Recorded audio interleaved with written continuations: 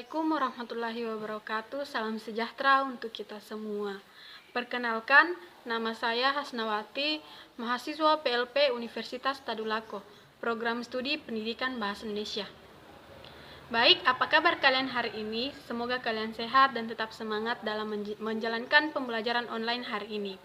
Sebelum kita melakukan pembelajaran online, ada baiknya kita berdoa menurut agama dan kepercayaan kita masing-masing. Berdoa dimulai.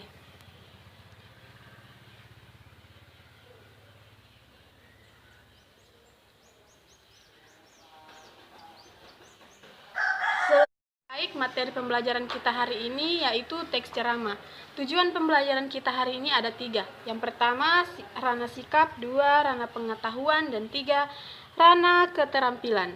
Di ranah sikap, ada memiliki satu bagian yaitu memiliki sikap yang disiplin.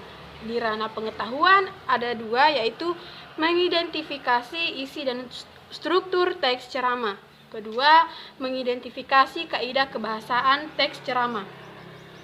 Di ranah keterampilan ada 2 bagian, yaitu pertama menentukan aspek-aspek yang disunting dalam teks ceramah, kedua menyampaikan hasil suntingan dalam teks ceramah dengan memperhatikan aspek kebahasaan dan struktur yang tepat.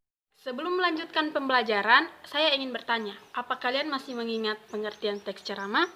Kalau belum, saya akan mengingatkan kembali dan silahkan buka buku paketnya ya. Baik.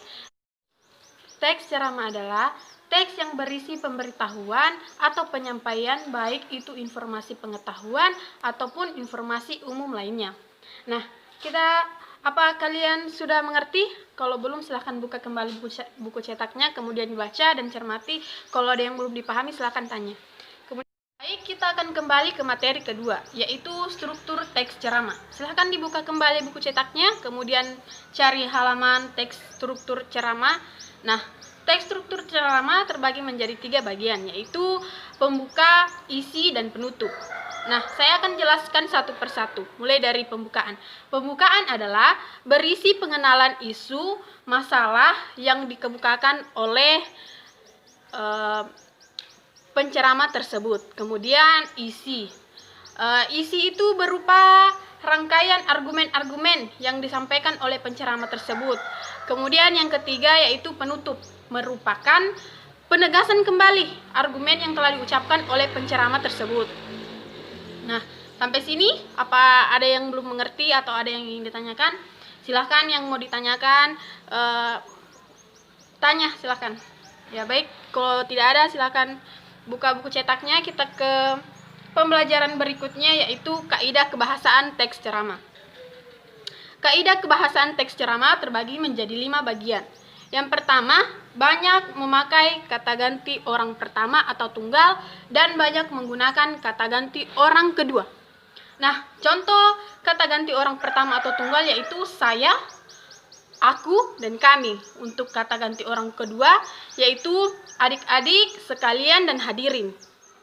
Nah, untuk yang kedua, kaidah yang kedua, banyak menggunakan kata teknis atau peristilahan. Misalnya, jika penceramah membahas tentang pacaran, yang peristilahnya itu ada LDR dan yang lainnya kan.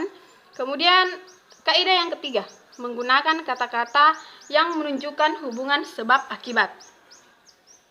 Contohnya itu, demikianlah akibatnya. Kemudian, baik, kaidah yang keempat dalam kebahasan teks ceramah yaitu banyak memakai kata kerja mental. Contohnya, memprihatinkan. Kemudian, kaidah kebahasaan teks ceramah yang bagian 5 menggunakan kata persuasif atau kata perintah. Contohnya, sebaiknya, lakukanlah. Buka halaman berikutnya, kita masuk ke langkah-langkah menulis teks ceramah. Di langkah-langkah menulis teks ceramah terbagi menjadi 4 bagian. Yang pertama, menentukan topik. Yang kedua, merumuskan tujuan ceramah. Yang ketiga, menyusun kerangka pemikiran. Yang keempat, menyusun berdasarkan kerangka ceramah. Nah, yang pertama kita menentukan topik. Ya, tidak mungkin kita tiba-tiba menulis ceramah tanpa mengetahui topik apa yang akan diangkat. Seperti misalnya kita akan mengangkat tentang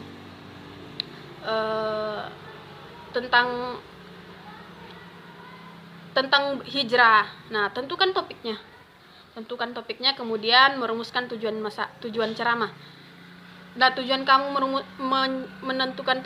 mengambil topik tersebut itu apa? Semisal kamu mengambil hijrah tadi kan, kamu tujuannya itu untuk mengajak orang-orang lain untuk hijrah, untuk mengetahui apa fungsi berjilbab, bagaimana cara pakaian Islami yang benar. Nah, yang ketiga, menyusun kerangka ceramah.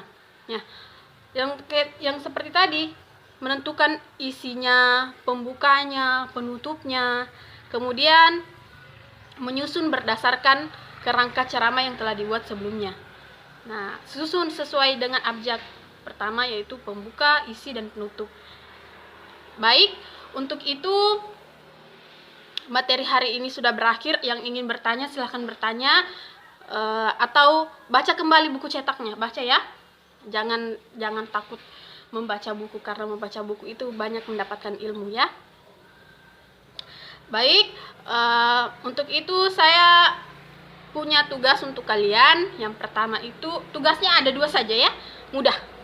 Yang pertama, cari teks ceramah, kemudian cari teks ceramah yang temanya bebas ya, kemudian tentukan pembukanya, penutupnya, dan isinya. Maksud saya pembuka, isi, dan penutup ya.